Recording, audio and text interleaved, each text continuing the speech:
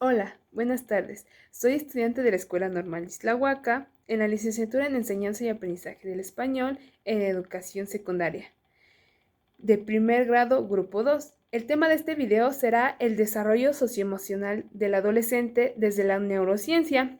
El objetivo de este video es explicar la relación entre la conducta de riesgo y la toma de decisiones en la adolescencia desde la perspectiva de la neurociencia. Así se dará respuesta a las preguntas: ¿por qué los adolescentes se comportan de cierta manera? ¿Y cuál es la actitud que debe tomar como padre de un adolescente? Y bueno, mi nombre es Celeste Martínez Ángeles y este video va dirigido tanto a padres de familia como a adolescentes y público en general. Y continuamos. ¿Qué es la neurociencia? La neurociencia es el conjunto de disciplinas científicas que estudian el sistema nervioso con el fin de acercarse a la comprensión de los mecanismos que regulan el control de las reacciones nerviosas y el comportamiento del cerebro humano. ¿Para qué sirve la neurociencia? La neurociencia se centra en el estudio del sistema nervioso, de su estructura y del cerebro, y el impacto de este en las funciones cognitivas y con el comportamiento humano. Un objetivo de la neurociencia es descubrir la organización y funcionamiento del sistema nervioso, en particular el cerebro y sus áreas de conocimiento. Asimismo, entender y comprender la importancia de los procesos cognitivos en el aprendizaje y el manejo de la información, en conocer y determinar cómo evoluciona el cerebro durante los distintos ciclos evolutivos. Sistema nervioso central se divide en nueve partes, que son corteza cerebral, que son las funciones superiores, cerebelo, que integra la información, movimiento coordinado, el tálamo, que es el control, movimiento y tono, hipotálamo, es el que controla acciones involuntarias, tronco encefálico es el control de las funciones vitales como son el sueño y la vigilia. El bulbo raquio es la regulación y control de funciones visuales. Las glándulas e hipófisis es la secreción de hormonas.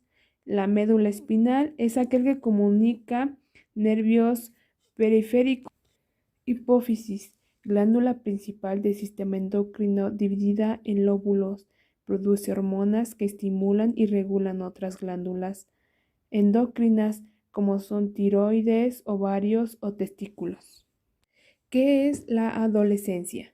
La adolescencia es el periodo de transición entre la niñez y la adultez. Incluyen algunos grandes cambios tanto en el cuerpo como en la forma en la que un joven se relaciona en el mundo. La cantidad de cambios físicos, sexuales, cognitivos, sociales y emocionales que ocurren en esta época pueden causar perspectivas y ansiedad tanto en los niños como a sus familiares.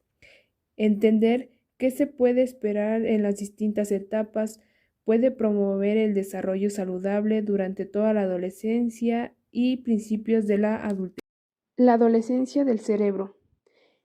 Su mayor capacidad y autonomía confieren al niño la sensación de que es adulto, pero los adultos siguen viéndolo solo al niño. Aquí surge el conflicto, ya que esta etapa crucial del cerebro sufre cambios muy importantes en su estructura, cambios que van a estar marcados por el momento biológico de su neurodesarrollo y las experiencias personales del adolescente. Conocer mejor la naturaleza de estos cambios puede facilitar la comprensión de esta etapa. A veces difícil será tanto en el adolescente como en sus padres.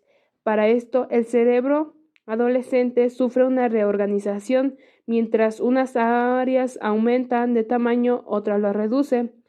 Y aquí entra mucho la información de los lóbulos cerebrales, y hay que conocerlos bien, ya que es el lóbulo frontal, lóbulo temporal, lóbulo parietal y occipital. El lóbulo frontal se encarga del razonamiento, el movimiento, las emociones, la atención y el lenguaje. El lóbulo parietal es el tacto, el gusto, olfato, la presión y la temperatura. El lóbulo occipital es la visión. El lóbulo temporal es aquel que se encarga de la audición, la memoria y el aprendizaje. Estos son las funciones de los lóbulos cerebrales. La integración entre emociones y decisiones racionales aún no ha terminado de madurar. La búsqueda de identidad propia tampoco. ¿En quién soy yo? ¿Cómo soy? ¿Qué quiero hacer? Y lo que antes parecía seguro se percibe como cambiante. El manejo de los hijos adolescentes no es fácil. Suele ser habitual en muchas familias. Sientan que les cuesta conectar con ellos. Pero, ¿por qué los adolescentes se comportan de cierta manera? Muchos padres no pueden entender por qué sus adolescentes ocasionalmente se comportan de manera impulsiva, irracional o peligrosa. A veces parece que ellos no piensan las cosas a fondo o no consideran las consecuencias de sus acciones. Los adolescentes son diferentes a los adultos en la manera en que se comportan, resuelven problemas y toman decisiones. Hay una explicación biológica para esta diferencia, ya que estudios han demostrado que el cerebro continúa madurándose y desarrollándose durante la niñez, la adolescencia y hasta principios de la edad adulta. Se ha identificado una región específica del cerebro llamada la amígdala, la cual es responsable de las reacciones instintivas, incluyendo el temor y el comportamiento agresivo. Esta región se desarrolla temprano. Sin embargo, la corteza frontal, el área del cerebro que controla el razonamiento y nos ayuda a pensar antes de actuar, se desarrolla más tarde. Esta parte del cerebro va cambiando y madurando hasta bien entrada la edad adulta. Sus acciones son guiadas más por la amígdala y menos por la corteza frontal. Basado en el estado de desarrollo del cerebro, los adolescentes tienden a actuar impulsivamente, leer mal o malinterpretar las señales sociales y emocionales, envolverse en toda clase de acciones, envolverse en peleas, participar en comportamiento peligroso y agresivo. Los adolescentes tienden a no pensar antes de actuar, hacer una pausa para considerar las consecuencias potenciales de sus acciones, así como modificar sus comportamientos peligrosos e inapropiados. Estas diferencias en el cerebro no quieren decir que la gente joven no pueda tomar decisiones buenas o sepa diferenciar entre lo correcto y lo incorrecto. ¿Cómo ser padre de un adolescente?